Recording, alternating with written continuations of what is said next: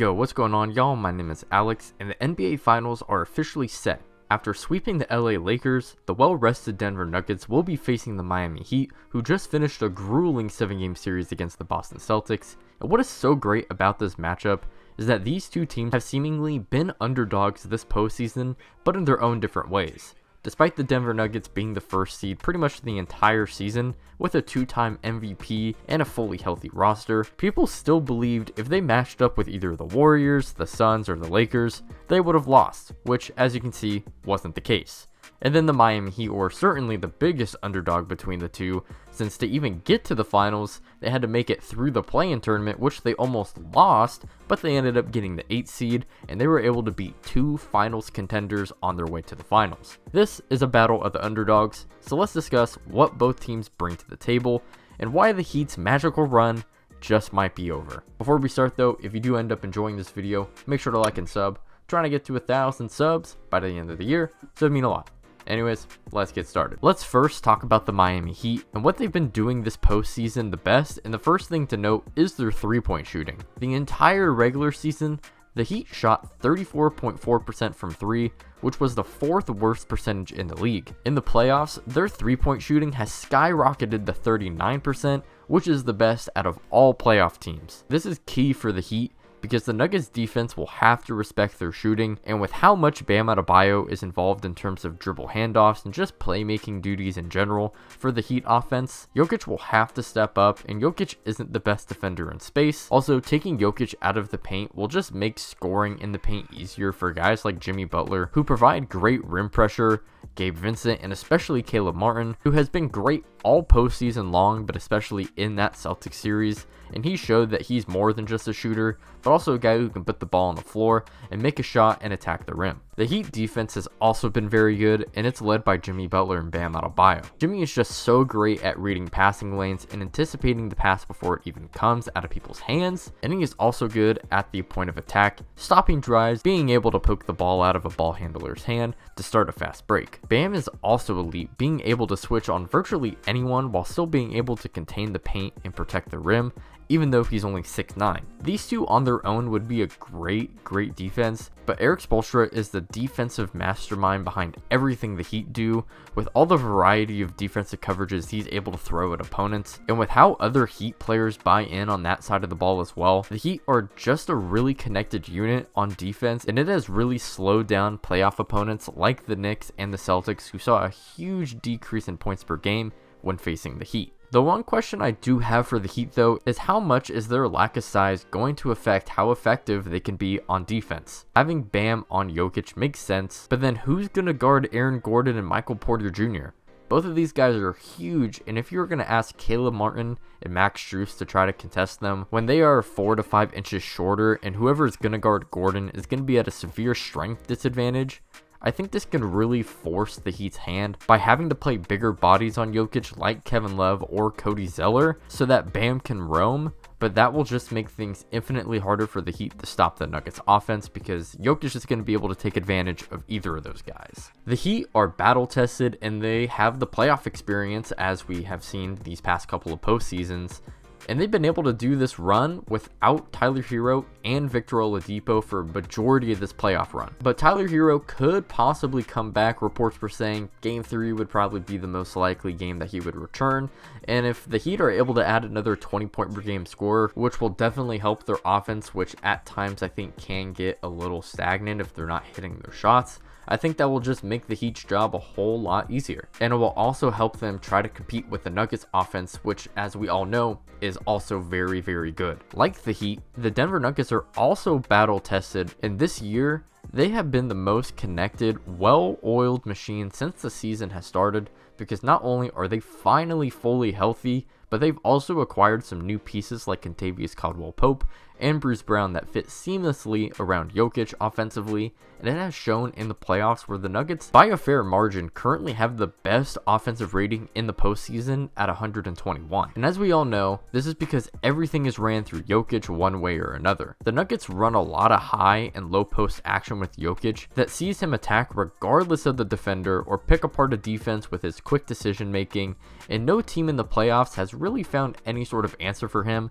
when it comes to containing him. The reason for this is because of how perfect of a fit everyone else is around Jokic. Jamal Murray is a perfect Robin next to Jokic, as he's able to play off the ball, play the two-man game with Jokic, and take over a game with his great tough shot making. Michael Porter Jr. can also cut to the basket and move off the ball and shoot lights out from three. Aaron Gordon is also the perfect power forward next to Jokic, who is great at cutting, sealing himself under the basket for Jokic to pass to, or even running pick and rolls with Jokic, where he can be a legitimate lob threat because of how great Jokic is as a passer. And you even have guys, again, like Kentavious Caldwell-Pope and Bruce Brown, who are great shooters and also cutters. And when you have those guys as fourth or fifth options, it just shows how great offensively the Nuggets are. The Nuggets defense, despite what people have believed, has also been great throughout the postseason, and it has to do with how they've been able to minimize Jokic's struggles in open space. I've said it so many times this postseason, and I sound like a broken record, but Jokic has been able to hedge screens to stop drives, and he rotates back to the roll man, who is covered by someone on the weak side, and he's also been playing in drop, and both have worked pretty well so far. Aaron Gordon has also been great at defending for a majority of the time the best player on the court, and Michael Porter Jr. has also stepped up and played some impactful defense, even though it's not what he's known for. And then again, KCP and Bruce Brown, not only are they great offensively, but they're also really known for their defense. So not only are these guys able to contain their own matchups, but they can also make up for maybe what Jokic might give up on the defensive end. But that is honestly where my one question comes in for the Nuggets. Like I said earlier about the Heat,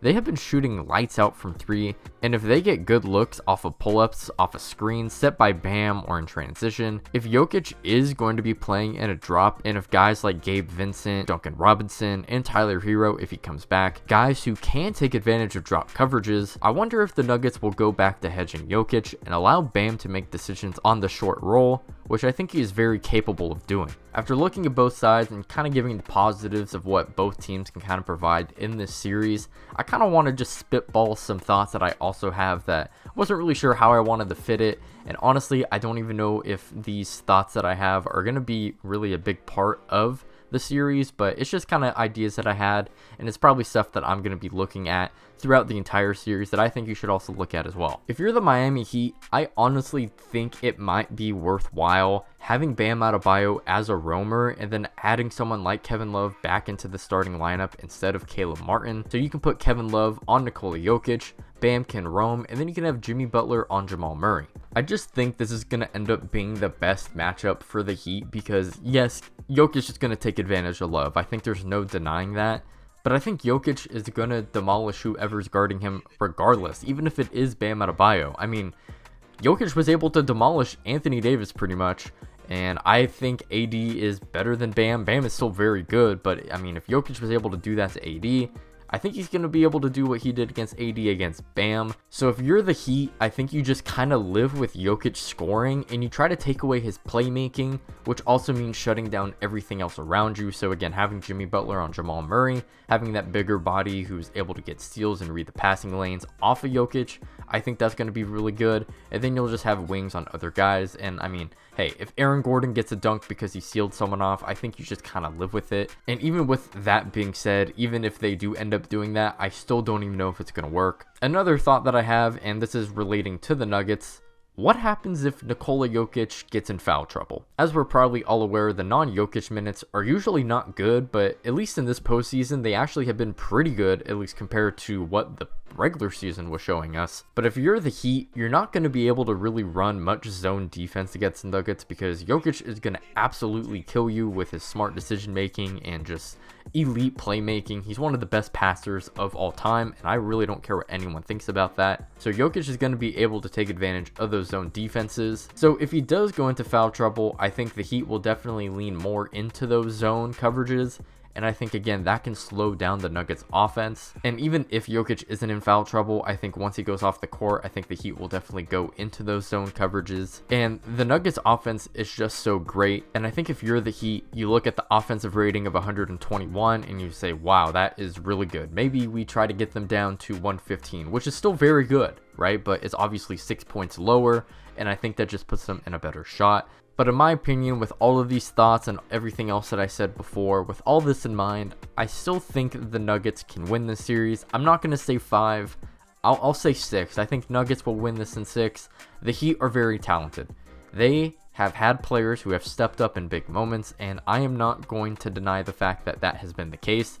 And I'm not going to act stupid as if like, oh, look at the names, right? Like, oh, Gabe Vincent, what's he going to do? Like, I'm not going to do that. We have seen what these guys have been able to do, and I'm a Nuggets fan, so you got to respect the opponents that are in front of you, no matter what their names are. Everyone is in the NBA for a reason, and they have shown that. But to me, the Nuggets ball movement and just overall size, I think it's going to be a really big mismatch for the Heat.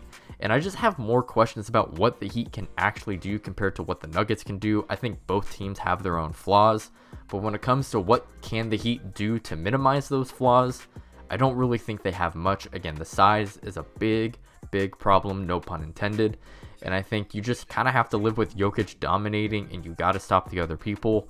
But again, I don't really know if that is going to work out, because the Lakers tried to do that, in my opinion. Maybe not as much as they should have, but they still lost. Well, there's my preview and thoughts on this Nuggets versus Heat finals. I'm really excited. I hope you guys are as well. I'm going to be trying to do post recaps of every single game. So if you're interested in that, make sure to like and sub.